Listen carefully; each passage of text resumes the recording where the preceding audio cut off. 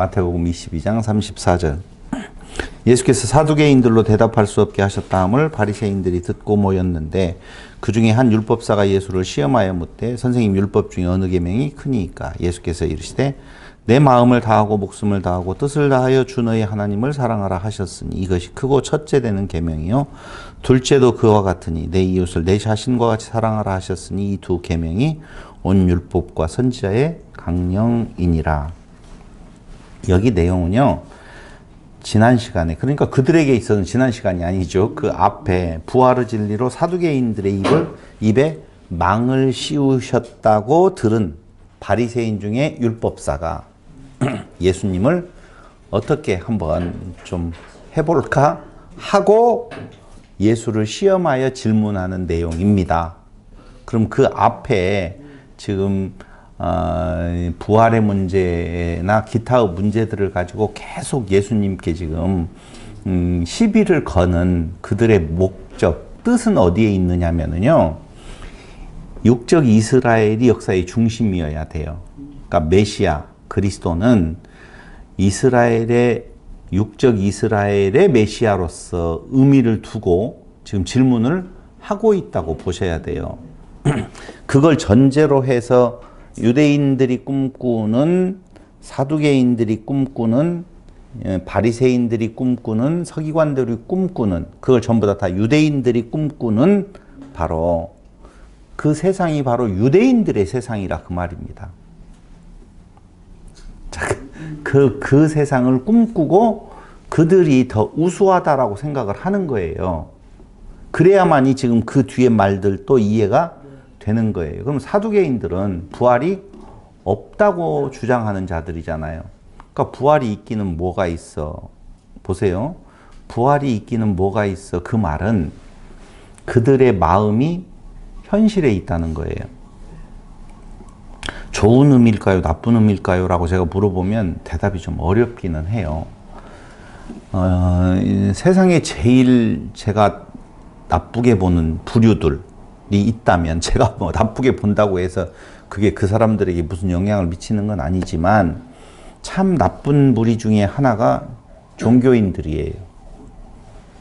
보이지 아니하는, 정확하게 알 수 없는 미래의 영생이라는 것을 가지고 자기가 하고 싶은 대로 마음껏 휘둘러서 성도들을 자기의 수중 안에 놓아두어 버리는 그런 나쁜 부류들이 있는가 하면, 또 하나의 세상적으로 보면은 다단계나 기타 폰지 사기 하는 사람들, 말이 안 되는 이야기. 폰지는 뭐냐면, 폰지라는 사람에 의해서 처음에 시작된 건데, 위에 상위급자가 하위급자들의 돈으로 메꾸임을 당하는 거예요. 그러니까 먼저 들어간 사람은 돈을 벌어요. 그래서 밑에 사람들, 하위에 있는 사람들을 돈 받은 것을 위에다가 주어서. 근데 밑에 사람들이 더 몰려오지 않아야 하면 그건 끝나버리는 것이요. 돈을 못 주는 거예요. 그러니까 수익 구조도 없는데도 불구하고 막 요새는 하루에 2%씩 준다고 하는데도 이거 뭐 엄청난, 한 달 만에 원금을 빼준다라고 하고 그 나머지는 250%까지 준다라고, 이런 사기에 대한 내용들, 다단계라고 하는 개념이 이 문제가 굉장히 많은 것처럼 그 이야기 하려고 진짜 하는 건 아니에요. 문제는 보이지 아니하는 영생장사꾼들이지요. 그런 의미에서 성경이 말하고 있는 것은 죽은 뒤에 어떤 상황이 우리에게 펼쳐질 거다라고 말하는 것이 아니에요. 지금 현재를 살아가라고 하는 진리가 담겨진 메시지인데, 그걸 자꾸 보이지 아니하는 2000년이 뭐예요? 그 2000년 전에 그 역사를 거슬러 올라가 보면 어떤 자에 의하면 10,000년 정도 되어진다는 건데, 성경에 나오는 아담으로부터 시작을 해가지고 그 이후에 이어지고 있는 사람 중에 영생이라고 하는 것을 육적인 개념으로 알고 본 자가 어디가 있겠어요? 없잖아요. 그러니까 그건 뭐라고 성경 구절을 인용해가지고 마음껏 휘둘러도 누구 하나 그게 맞네 틀리네 재는 잣대가 없기 때문에 한번 빠져들어가면 그걸 벗어날 사람이 쉽지 않다라고 하는 거예요. 그런 의미에서 사두개인들이 자, 죽은 뒤에 무슨 부활이라든가 이 부활이라고 하는 것을 죽은 뒤에 있을 어떠한 상태로 나는 없다고 생각하겠다. 부활이 없다. 이런 의미로 보면 한편 또 그럴듯한 부분이 있지요. 그래서 이 부활의 문제를 가지고 예수님께 시비를 거는 거죠. 뭐라고 시비를 거느냐? 죽은 뒤에 계대 결혼을 통하여서 여럿하고 살았던 그 여자는 도대체 어떻게 되는 겁니까? 누구의 아내로 태어납니까? 라고 이야기할 때 성경을 잘 못 알았다라고 하는 대답을 지난 시간에 예수님께서 말씀을 해 주셨어요. 그래서 예수님이 말씀하시는 것은 죽은 뒤의 문제가 아니라는 거예요. 한마디로 말하면 지금 부활을 사는 것이다 라고 말씀을 해 주셨다라고 보면 오늘 말하는 내용은 바로 무엇이냐?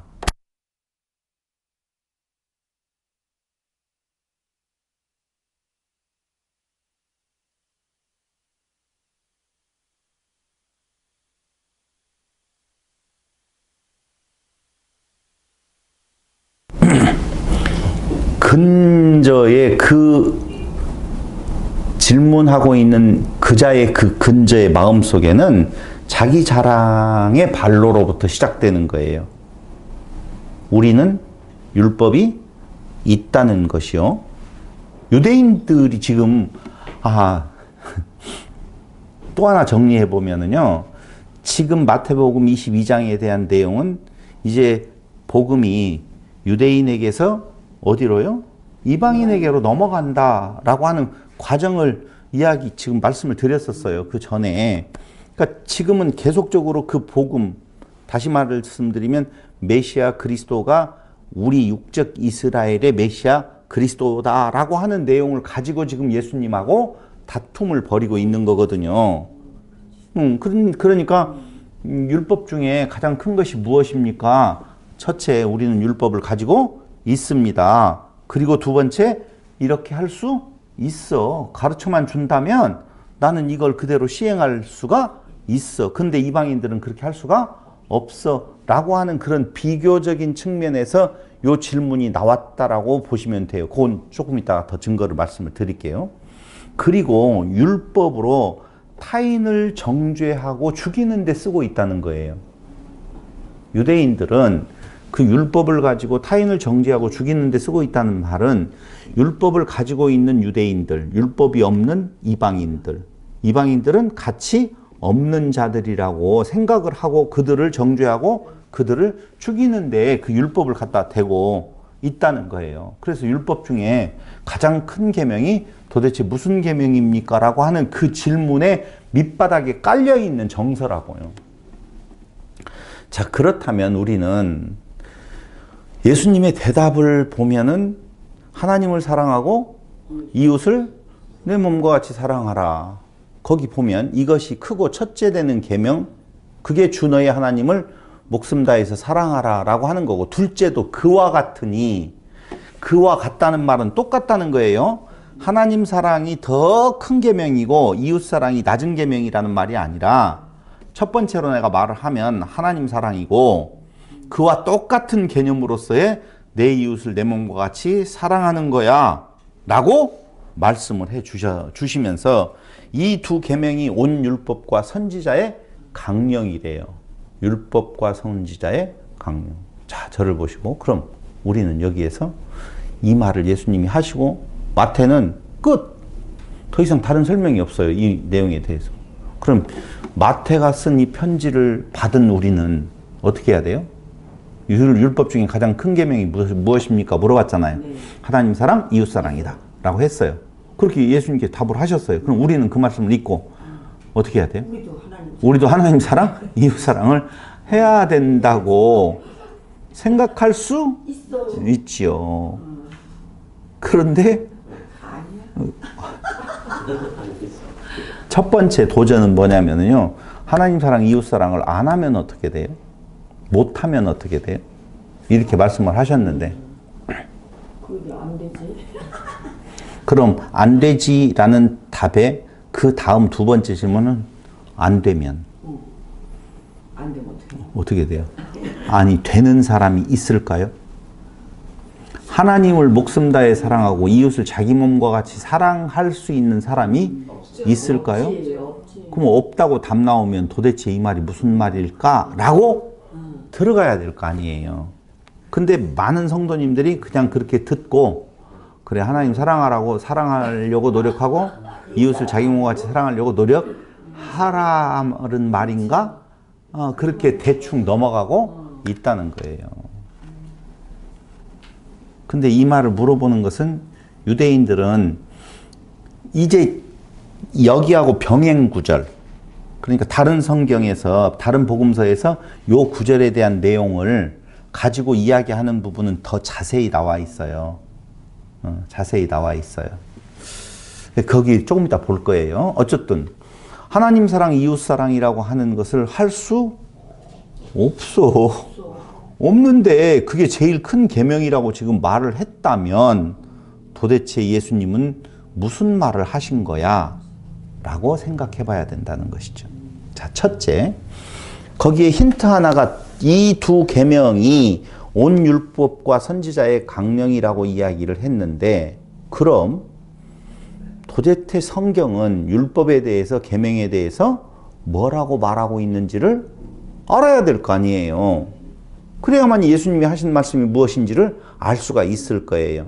마태복음 7장 7절로 12절.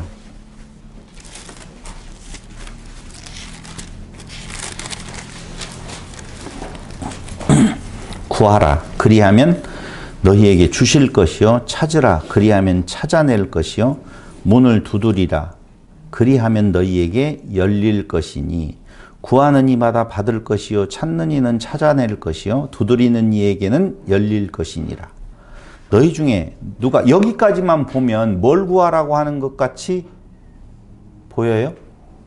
들려요? 자, 보편적으로 많은 사람들이 무언가 너의 필요를 구하라 라는 말로 이제까지 설명도 하고 그렇게 알아듣고 그래 필요하면 하나님께 구하라고 하셨으니까 구해야지 이렇게 열심히 기도하는 사람들이 있어요. 근데 조금 더 읽어보자고요. 너희 중에 누가 아들이 떡을 달라 하는데 돌을 주며 생선을 달라 하는데 뱀을 줄 사람이 있겠느냐? 너희가 악한 자라도 좋은 것으로 자식에게 줄 알거든. 하물며 하늘에 계신 너희 아버지께서 구하는 자에게 좋은 것으로 주시지 않겠느냐? 그러므로 무엇이든지 남에게 대접을 받고자 하는 대로 너희도 남을 대접하라. 이것이 율법이요 선지자니라. 제가 오늘 인용하려고 하는 구절은 율법이요 선지자니라 그 말이에요. 구하면 구하는 것을 주신다. 너희가 받고 싶은 것이 있으면 너희가 어떻게 하라? 주어라. 대접받고 싶은 것이 있으면 대접하라 그 말이에요. 이것이 선지자의 율법, 선지자의 율법이요 선지자라고 지금 말을 하고 있다는 거예요. 그럼 여러분들이 구하는 것이 뭐예요? 다지요. 5만 가지를 다 구하고 싶지요. 근데 성경은 우리에게 성경을 통해서 말해주고 있는 너희의 구하는 바가 뭐라고 정확하게 이야기를 해주고 있어요. 어디에 나올까요? 하나님 나라. 요한복음 5장 39절. 보세요. 요한복음 5장 39절. 너무 잘 알잖아요. 너희가 성경에서 영생을 얻을까 하고 성경을 상고하는데 그 성경이 누구에 대해서? 나에 대해서 증거한다라고 분명히 우리 너무 많이 배웠던 내용인데 이거 5장 39절 여기에 이렇게 나와요. 39절 다 같이 시작. 너희가 성경에서 영생을 얻는 줄 생각하고 성경을 연구하거니와 이 성경이 곧 내게 대하여 증언하는 것이니라. 그러나 너희가 영생을 얻기 위하여 내게 오기를 원하지 아니하는도다. 다시 말하면 성경은 영생이요 영생은 예수라고 말을 하고 있어요. 그러니까 영생을 얻을까 하고 성경을 봤더니 성경이 예수에 대해서 말해주고 있다라고 하는 것이죠. 그럼 아까 이야기했던 마태복음 7장에 가서 이야기하면 대접받고자 하는 대로 너희도 남을 대접하라. 이것이 율법 선지자. 그럼 성경이 율법이요 선지자라고 보면 너희가 그 성경에서 뭘 얻을까? 영생을 얻을까? 그럼 구하라. 뭘 구하는 거예요? 영생을 구하라. 그럼 너희가 영생을 구하라. 대접을 받고자 하는 대로 남을 대접하라 라고 하는 거예요. 그러니까 정죄가 아니에요. 사람들을 향하여서 사죄지요. 내가 사죄받기를 원하면 당연히 너희도 무엇을? 사죄의 모습을 보이겠지요. 너희가 사죄를 구하면 내가 사죄해 줄 게가 아니라니까요. 이 말씀에 대한 내용은 너희가 대접을 받고자 하는 대로 거기에 중점이 있어야 돼요. 뭔 대접을 받고 싶으냐? 사죄하시는 대접을 받고 싶어요. 영생을 받고 싶다 그 말입니다. 그런데 그 영생의 길은 딱 한 길만 주었는데 예수의 길밖에는 없다라고 말씀을 하고 있다는 것입니다. 그러니까 서로 지금 영광을 취하는 유대인들, 무엇을 통해서? 율법을 통해 가지고 자기 영광을 구하는 유대인들의 모습을 지금 그려내면서 모세가 너희를 고발한다고 말을 하고 있어요. 요한복음 아까 그거 끝까지 안 봐서 여러분들이 놓칠 수가 있는데 요한복음 5장 39절 이후에 보면 그러나 너희가 영생을 얻기 위하여 내게 오기를 원하지 아니하는도다. 나는 사람에게서 영광을 취하지 아니하노라. 다만 하나님을 사랑하는 것이 너희 속에 없음을 알았노라. 나는 내 아버지의 이름으로 왔음에 너희가 영접하지 아니하나 만일 다른 사람이 자기 이름으로 오면 영접하리라. 자기 이름으로 오면 영접하리라. 본질이 아닌 세상 복음을 가지고 오면 그게 좋다는 거예요. 그러니까 세상 복음은 우리가 필요한 것을 구하는 복음이에요. 영생을 구하는 것이 아니에요. 그걸 좋아해요. 너희가 서로 영광을 취하고 지금 그 말 아까 이야기했잖아요. 서로 영광을 취하는 유대인들이에요.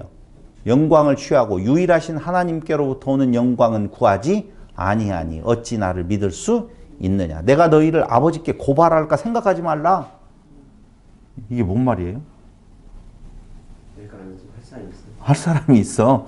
너희가 지금 성경에서 영생을 얻을까 하고 성경을 상고하는데 그게 내게 말하는데 내게로 안 와. 그럼 뭐예요? 그 영생, 그 성경은 구약 성경을 말하는 건데 그 구약 성경의 대표가 바로 모세거든요.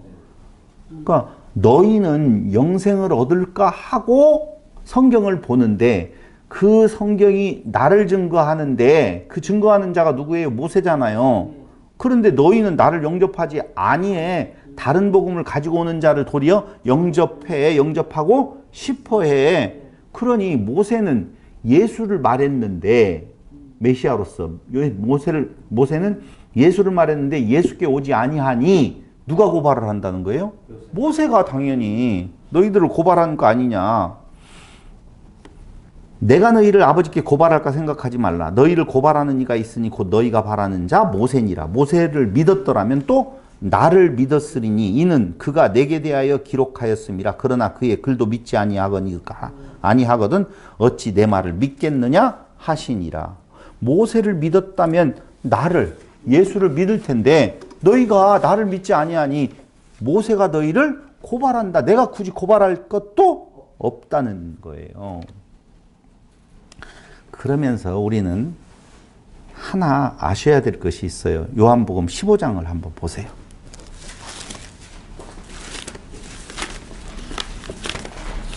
오늘 이 말씀은요, 제가 여러분들이 성경을 좀 보는데 좀 편안해지라고 서비스 하는 건데요. 요한복음 15장 7절. 너희가 내 안에 거하고 내 말이 너희 안에 거하면, 여기는 지금 나는 참 포도나무요 아버지는 농부라 부르 내게 이제 이쪽으로 시작되어지는 건데, 너희가 내 안에 거하고 내 말이 너희 안에 거하면 무엇이든지 원하는 대로 구하라. 그리하면 이루리라. 원하는 대로 구하라고 말하고 있어요. 자, 원하는 대로 구하라. 아까 무엇이든지 구하면 다 주신다라고 이야기를 하셨단 말이에요. 갑자기 원하는 대로 구하라 하면 자꾸 다른 것이 생각나면 안 돼요. 그러니까 우리가 쉬운 말로 영생 생각나면 되는데, 생명 생각나면 되는데, 뭐 이상한 것들이 생각나면 지금 아픔이 있는 거예요. 성경이 말하는 거 아니에요. 두 번째로는, 자, 원하는 대로 구하라. 그리하면 이루리라.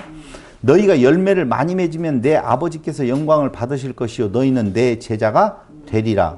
무슨 열매인지 대충, 아까 포도나무요, 내 아버지는 농부요, 나는 포도나무요, 너희는 가지라, 뭐 이렇게 지금 쭉 내려오고 있어요. 그때 맺어지는 그 열매는 다른 열매 아닌데 이상한 열매 또 생각하면 안 된다라고 말씀을 드리면서, 아버지께서 나를 사랑하신 것 같이 나도 너희를 사랑하였으니 나의 사랑 안에 거하라. 원하는 대로 구하라. 나의 사랑 안에 거하라예요. 아버지의 계명, 예수님의 계명 지금 나오잖아요. 다시요, 또 읽어볼게요. 아버지께서 나를 사랑하신 것 같이 나도 너희를 사랑하였으니 나의 사랑 안에 거하라. 그럼 나의 사랑은 무슨 사랑? 십자가 사랑. 나의 사랑 안에, 아버지께서 나를 사랑하신 것 같이 나도 너희를 사랑했다 그 말이에요. 그럼 예수님이 우리를 사랑하신 사랑이 뭐냐면은 십자가 지심이에요. 왜냐하면 그 사랑으로 생명을 얻게 하는 거란 말이에요. 그럼 아버지께서 나를 사랑하신 것 같이라고 하는 그 말은 우리가 보편적으로 생각하는 사랑하면 굉장히 되게 행복한 나날이 계속될 거라는 내용이 아니라, 아버지께서 나를 사랑하시면 나로 십자가에 죽게 만드시는 것이요. 내가 너희를 사랑하는 것은 내가 십자가에 죽겠다. 그래서 아버지의 뜻대로 하옵소서. 무엇을 위하여서? 이웃된 형제들을 위하여서 아버지의 뜻을 버리지 아니하시는 예수님. 그게 십자가의 사랑이에요. 그러면서 10절, 내가 아버지의 계명을 지켜 그의 사랑 안에 거하는 것 같이 너희도 내 계명을 지키면 내 사랑 안에 거하리라. 그럼 여기에서 계명이 나오잖아요. 당연히.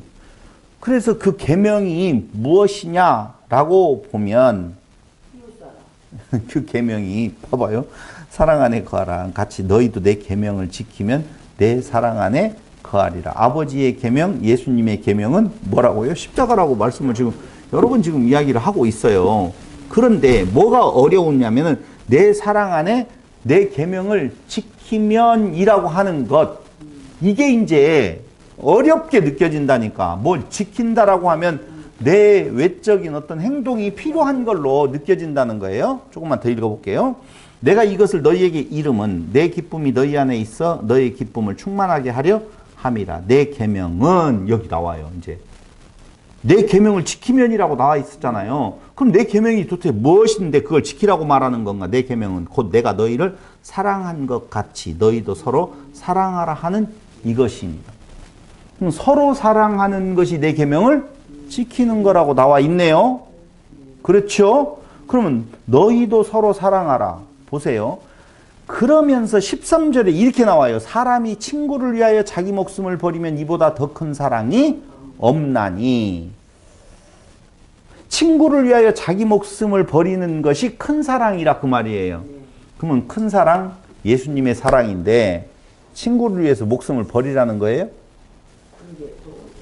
또? 그럴 수 없느니라. 그럴 수 있어요. 봐봐요. 조금만 더 보면 이제 그 의미를 알 수 있어요.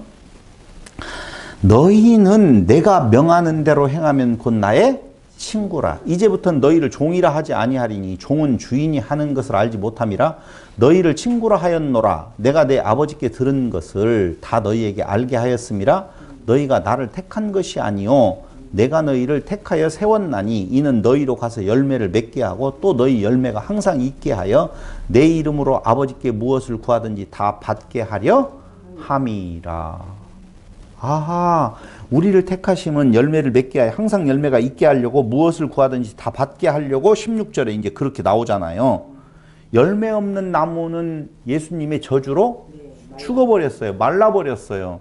그럼 열매가 맺어져야 될 거 아니에요. 근데 그 열매라고 하는 개념이 바로 무엇이냐라고 우리가 생각을 해봐야 될 필요가 있겠지. 자, 또 보자고요. 그 뒤에 내가 이것을 너희에게 명하면 너희로 서로 사랑하게 하려 함이라. 세상이 너희를 미워하면 너희보다 먼저 나를 미워한 줄을 알라. 너희가 세상에 속하였으면 세상이 자기 것을 사랑할 것이나 너희는 세상에 속한 자가 아니요 도리어 내가 너희를 세상에서 택하였기 때문에 세상이 너희를 미워하느니라 라고 이야기를 하고 있어요.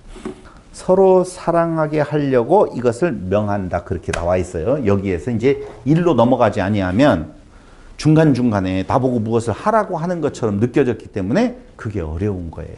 근데 우리는 이미 서로 사랑하라라고 하는 말이 무엇인지를 알고 있어요. 우리가 이전에 공부를 할 때 누가복음 7장 36절로 50절에 더 많이 빚진 자, 덜 빚진 자 둘 다 채무를 탕감해 주었는데 누가 더 채무자를 더 사랑하겠느냐라고 나 말하잖아요. 네. 그거 기억하죠? 네. 누가복음 집에 가서 읽어보세요. 7장 36절 50절. 그러니까 누가 채무자라고 거기는 채무자라는 글자가 안 나왔지만 빚을 준 자가 둘 다 빚을 탕감해 주었어. 하나는 많이 하나는 적게. 그렇게 누가 더 채무자를 사랑하겠느냐라고 이야기를 했더니 많이 탕감함을 받은 자지요 라고 대답하는 것을 우리는 알고 있다 그 말입니다. 그럴 때 그 여인에게 예수님께서 뭐라고 말했어요? 그 채무자가 죄사함을 받았느니라 내 믿음이 너를 구원하였느니라 라고 이야기를 하고 있어요. 그럼 보세요. 더 많이 사랑한다고 그랬잖아요. 누구를? 채무자를. 빚진 자를 더 사랑한다고 그랬어요. 그럼 그 여인이 자기가 빚이 있어요. 그래서 나에게 그 빚을 받을 자가 탕감을 해주니까 더 사랑한다고 그랬어요. 그럼 그 사랑은 어디에서 나온 거고 무엇이냐라고 하는 것이죠. 봐요. 그 여자가 그 채무자를 막 사랑해요. 그 사랑은 어디에서 나온 거예요? 빚진 거 탕감을 받은 거. 채무자로부터 오는 거라고요.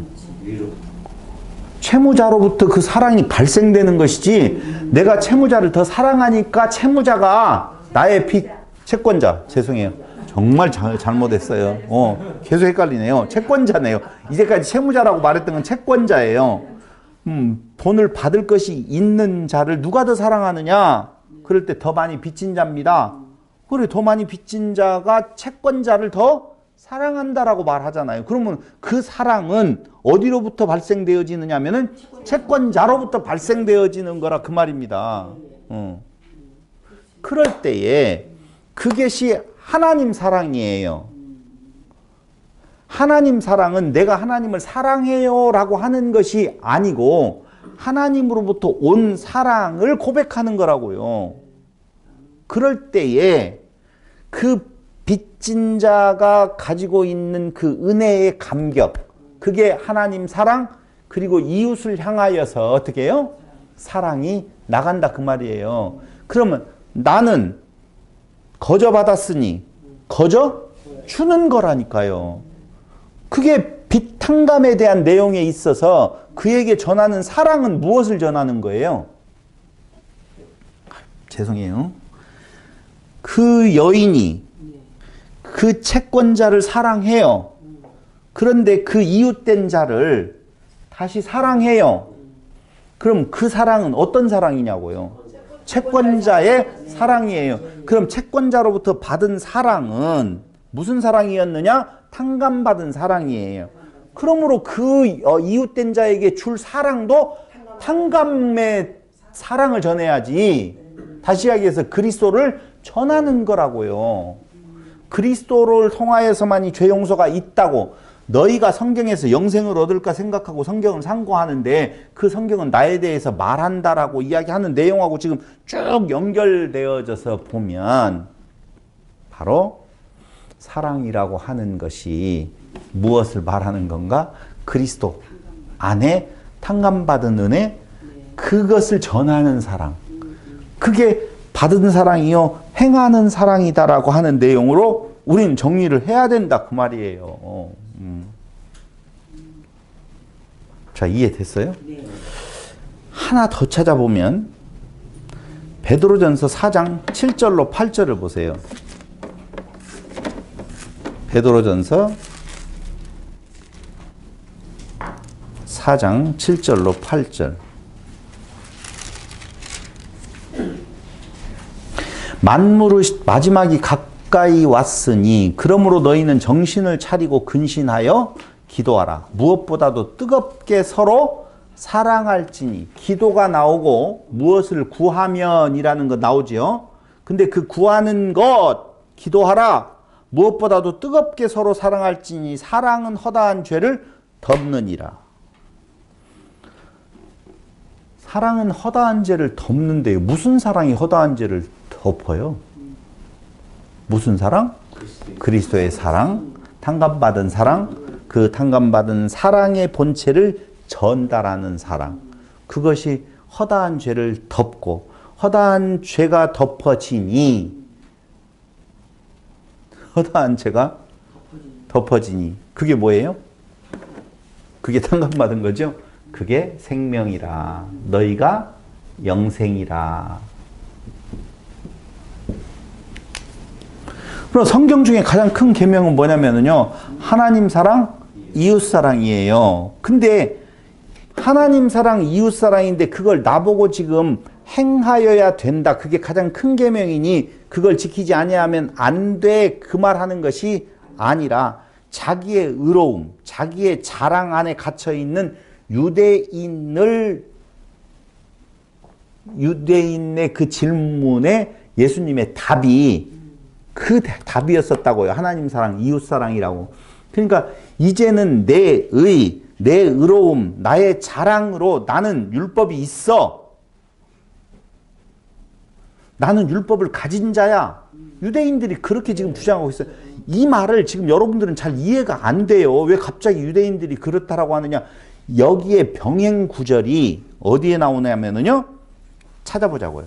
그게 어디에 있어요? 누가복음 10장이에요. 누가복음 10장 25절. 어떤 율법 교사가 똑같은 장면이에요.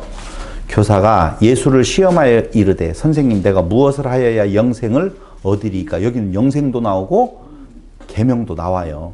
영생을 얻으리까? 예수께서 이르시되 율법에 무엇이라 기록되었으며 내가 어떻게 읽느냐? 네가 무엇을 하여야 내가 무엇을 하여야 영생을 얻으리까? 그러니까 율법에 무엇이라고 기록하였으며 너는 그것을 어떻게 읽는데?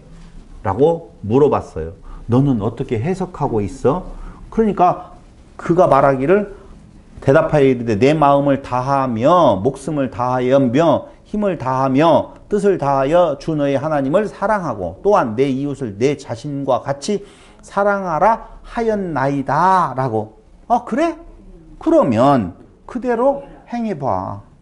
그러면 너는 살 거야. 영생이야. 라고 이야기를 하는 내용이라고요. 근데 아까는 간단하게 마태복음에는 간단하게 써졌잖아요. 지금. 그러면 그 사람이 자기를 옳게 보이려고 옳게 보인다는 말은 나는 율법을 가지고도 있고 그 율법을 나는 행할 수도 있어요. 지키라고 하니까 내가 한번 해볼게요. 그러면서 예수께 여짜오되 그러면 내 이웃이 누굽니까? 라고 물어봐요. 그러니까 자기의 자랑의 발로에서 내 이웃이 누군데요? 이 말은요. 내 이웃의 범위가 어디까지예요? 그 말이에요. 내가 한번 해볼게요. 내 이웃을 내가 하나님 사랑하는 건 너무 당연히 지금 사랑했고 지금부터 내 이웃을 내가 사랑하러 가볼게요. 근데 내 어디까지 사랑해야 돼요?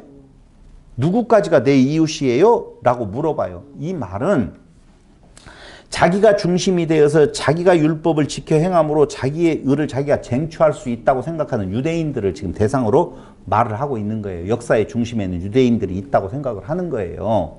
그럴 때 예수님께서 바로 말씀하시는 내용이 우리가 알고 있는 선한 사마리아인의 비유를 들어서 선한 사마리아인이 아니에요. 이 비유는 우리가 그렇게 알고 있는 그 비유를 이야기를 해요. 내 이웃이 누군데요? 라고 물어보니까 강도 만난 자에게 이웃은 누구라 생각하느냐? 이렇게 물어봐요. 그러면서 강도 만난 자에게 3명이 왔다 갔다 해요. 길을 가다가 강도를 만나서 어떤 사람이. 근데 그 강도 만난 자가 어려움에 처해 있었을 때 첫째 제사장이 지나가요. 근데 외면해. 두 번째 레위인이 지나가. 외면해. 세 번째 사마리아 사람이 지나가면서 그를 잘 케어하고 자비를 베풀어 줘요. 그러니까 이 사람이 뭐라고 대답하는, 누가 강도 만난 자의 이웃이야? 그러니까 자비를 베푼 자지요? 라고 말을 해요. 그러니까 예수님께서 가서 너도 이와 같이 하라 라고 이야기해요. 그럼 또 이 말을 들으면 나도 해야 되겠다. 강도 만난 자의 이웃이 되어서 나도 뭔가를 행해야 돼. 그러면 여러분들은 유대인들이에요. 거기. 그러니까 예수님 같이 너뭐 할 수 있다 없다? 없어요. 없는데 내 이웃이 누군데요? 라고 물어봤단 말이에요. 어디까지 내가 사랑을 해야 돼요? 라고 물어봤어요. 근데 예수님께서는 누가 강도 만난 자의 이웃이야? 강도 만난 자에게 가서 네가 한번 그 자비를 베풀어 봐 라고 이야기하니까 사람들이 들을 때는 나도 자비를 베풀어야 되는갑다라고 생각하는 구조가 있다니까요. 근데 예수님께서는 그 말씀을 하시는 것이 아니라 너는 강도 만난 자에게 자비를 베풀 그 이웃이 아니라 네가 강도 만난 자야 그 말이에요. 너는 자비가 필요한 자지 자비를 베풀 수 있는 자가 아니야. 유대인들은 하나님의 자비를 받아야 될 자들이지 율법 안에서 그리스도를 통한 그 자비가 필요한 자들이지 너희가 무엇인가 그 율법 안에서 내가 자비를 베풀 수 있는 자라고 하는 자기 의로움, 거기에 자기 의의 반로에서 지금 말하고 있는 내용의 연속선상에 있다라고 보면 됩니다. 너는 자비를 베푸는 자 아니야. 그럼 자비가 필요한 자야. 그때 너는 누구를 말해요? 유대인들을 말하는 거라고요. 율법을 가지고 자기 것인 줄 알고 착각하여서 자기가 자비를 베풀 수 있다라고 생각하는 자이기에 예수님을 향하여서 계명 중에 가장 큰 것이 무엇입니까? 내가 한번 해볼게요 라고 말한다 그 말입니다. 그런 자에게는 하나님의 복음은 쓸 때 없어. 누가 고발한다고? 모세가 너희를 고발할 거야 라고 하는 거예요. 그러니까 모세가 말하는 율법이나 구약 성경의 모든 것은 너의 특별함, 너희는 특별한 민족이다. 이제 그 뒤에 나오는 것이 바로 예수님께서 반문을 하시는 내용이 나와요. 왜? 그리스도는 다윗의 자손이라고 말하고 있느냐라고 하는 말이 나오는 것은 그들이 지금까지 이야기했었던 앞에 대한 내용은 유대인들의 자기 잘난 맛으로 예수님을 공격하는 자들에게 그 자기의 의를 가지고 구원함에 이르겠다라고 하는 자들에게는 하나님의 복음은 떠나서 자기의 의가 없음을 고백하는 이방인들에게로 넘어간다라고 하는 것을 지금 전체적으로 말해주고 있다고요. 봐봐요. 복음은 그 복음을 복음은 믿을 만한 자에게 증거되어져야 돼요. 믿음이 필요한 자에게 증거되어져야 돼요. 믿음이 필요한 자. 어떻게 그렇게 단방에 내가 질문은 버벅거리면서 했는데 답은 깔끔하게 떨어지네요. 맞아요. 복음은 믿을 만한 자, 받을 만한 자에게 증거되는 것이 아니라 믿음이 필요한 자, 복음을 받을 만한 조건이 없는 자, 그게 은혜예요. 사랑은요, 사랑을 받을 만한 자에게 베풀어져요? 사랑이 필요한 자에게 베풀어져요? 근데 많은 우리들의 생각은, 사람들의 생각은 사랑을 받을 만한 자에게 주어야지 받을 자격이 없는 자에게 주면 도리어 그게 도구로 나에게 돌아온다고 생각을 해요. 그러니까 나는 믿을 만한 자도 안 되고 복음을 받을 만한 자도 안 되고 사랑을 받을 만한 조건이 있는 자도 아니에요. 그 위에 임하시는 것이 은혜인데 유대인들은 받을 만한 자들이라고 생각을 해요. 사랑받을 만하고 복음을 받을 만하고 자기들의 조건들은 다 충족되어져 있어요. 그게 정치적 메시아를 그들이 바라고 있는 그 근저의 생각이다라고 하는 거예요. 그래서 성경은 우리에게 은혜를 말하고 있는데 자꾸 우리들은 그 은혜를 바꿔서 보상 차원에서 아니면은 내 의의 결과로 받는 것이라고 착각하는 경우가 너무 많다는 거예요. 그래서 그 복음은 어디에서 어디로 옮겨가는 건가? 믿음을 받을 만하다라고 생각하는 자에게서 믿음이 필요한 자, 받을 조건이 없다고 하는 자에게. 이게 받을 만해서 받으면은요, 그건 대가가 되어진다니까요. 그러니까 봐봐요. 내가 예수를 믿습니다. 어린 반푼어치도 없는 말이에요. 복음이 전해졌는데 너는 예수를 믿고 너는 예수를 안 믿네? 그럼 누가 더 훌륭한 거예요? 믿는 자가 훌륭한 것이 되어져서 은혜가 아니라 그건 대가가 되어진다니까요. 근데 우리는 끝까지 어떻게 되어졌어요? 저항했어요. 아니다고 말했어요. 절대 내 능력과 내 의지로는 예수를 주로 영접할 수 있는 내용이 아니었기 때문에 강제적으로 우리에게 그 은혜가 덧입혀진 것이지 내가 은혜를 받아들였기 때문에 나에게 온 것이 아니라는 거예요. 근데 자랑할 것이 뭐가 있고 그게 바로 이웃을 사랑하는 계기가 되어지는 거예요. 내가 받을 만해서 받았으면 내가 복음을 전했는데 그들이 받아들이지 않는다면 이 나쁜 놈. 이렇게 말할 거 아니에요. 그럼 그를 사랑하는 것이 아니라니까요. 내가 이고지고 그 십자가를 지고 그 믿지 아니하는 자에게 끝까지 복음을 전하는 거 그게 이웃사랑이라고요. 우리는. 그럴 때 예수님께서 그 내용의 끝에 뭐라고 말씀하시느냐 더 이상 말이 안 나오도록 딱 말을 막아버리는 것이 바로 오늘 거기 한번 보세요. 22장 41절. 바리새인들이 모였을 때 예수께서 그들에게 물으시되 이제 반문하셔요. 반문하시어요. 너희는 그리스도에 대하여 어떻게 생각하느냐? 누구의 자손이냐? 누구의 자손? 다윗의 자손. 거기 대답하되 다윗의 자손이니이다. 이 말은요 무슨 말이냐면 그리스도는 누구의 자손 물어봤는데 특권의식에 사로잡혀 있는 이스라엘 유대인들 그렇죠? 그들은 뭐라고 생각하느냐? 다윗의 자손이지요? 라고 말을 하고 있다는 거예요. 다윗의 자손이죠. 이 다윗의 자손이라는 말이 무슨 말이에요? 다윗의 자손? 선택받았다. 예수님은 다윗의 자손으로 오셨어요? 아니에요? 다윗의 자손으로 오셨어요. 예수님이 나는 다윗의 자손이라고 말한 적은 없지만 성경 곳곳 다른 것은 다 놓아두고 마태복음만 제가 한번 찾아봤는데요. 1장 1절에 아브라함과 다윗의 자손 예수 그리스도의 세계라. 9장 27절, 12장 23절, 15장 22절, 20장 30절로 31절, 21장 9절로 9절 15절, 22장 42절에 보면 다윗의 자손 예수여라고 부를 때 예수님은 나 다윗의 자손 아닌데 거부한 적이 없어요. 인정하셨어요.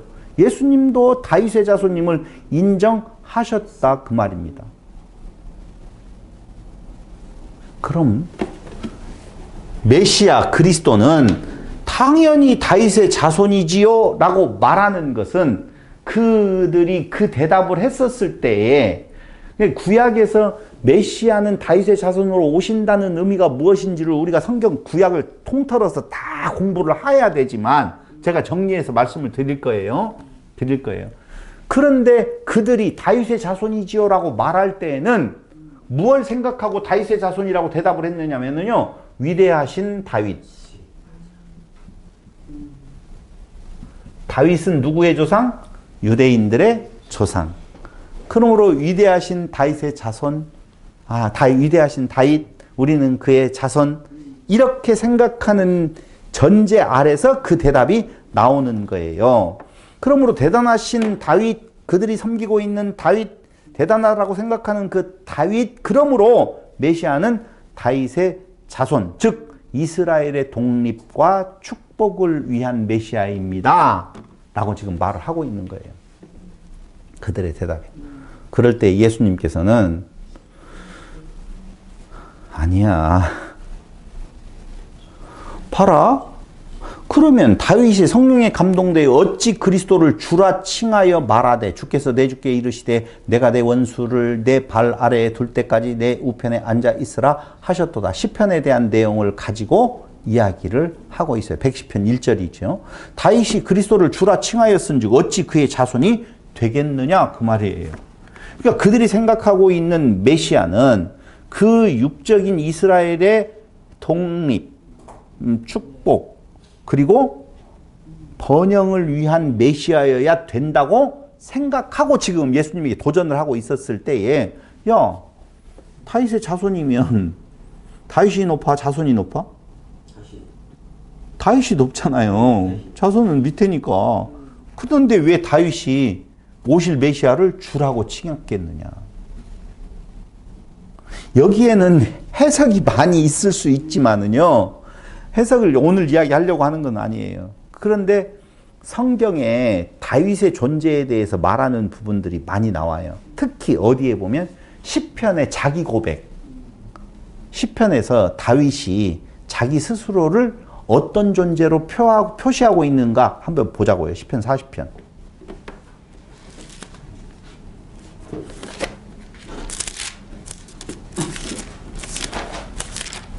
여러분들이 잘 찾아보면 좋겠지만 그래도 조금만 읽어보면은요. 내가 여호와를 기다리고 기다렸더니 귀를 기울이사 나의 부르짖음을 들으셨도다. 나를 기가 막힐 웅덩이와 수렁에서 끌어올리시고 기가 막힐 웅덩이와 수렁 기억하셔요? 이런 상태에 있어요. 대단한 다윗, 형편없는 다윗? 형편없는 다윗. 그러면 한 부자 더 시편 51편을 보세요. 여기를 좀 더 중점적으로 보자고요. 5절로 17절. 1절부터 보셔도 좋아요. 하나님이여 주의 인자를 따라 내게 은혜를 베푸시며 주의 많은 긍휼을 따라 내 죄악을 지워주소서. 나의 죄악을 맑게 씻으시며 나의 죄를 깨끗이 제하소서. 물은 나는 내 죄과를 아오니 내 죄가 항상 내 앞에 있나이다. 내가 주께만 범죄하여 주의 목전에 악을 행하였사오니 주께서 말씀하실 때 의로우시다 하고 주께서 심판하실 때 순전하시다 하리라. 내가 죄악 중에서 출생하였으며 어머니가 죄 중에서 나를 잉태하였나이다. 볼품 있어요, 없어요? 없어요. 없어요. 이게 어느 때 부르는 노래냐면은 바세바 사건 때문에 고백하는 고백이에요.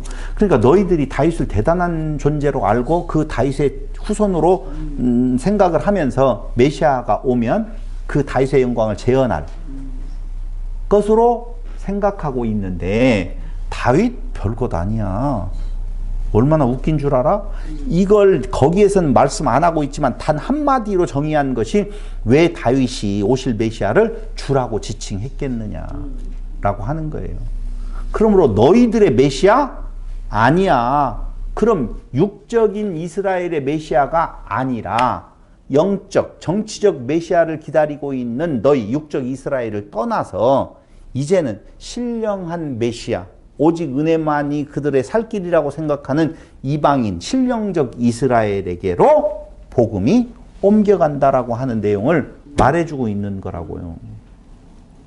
그래서 여기에서 방금 이야기했던 대로 왜 그리스도에 대해서 누구의 자손이냐고 예수님께서 물어보셨느냐. 그들의 입을 막아버리려고.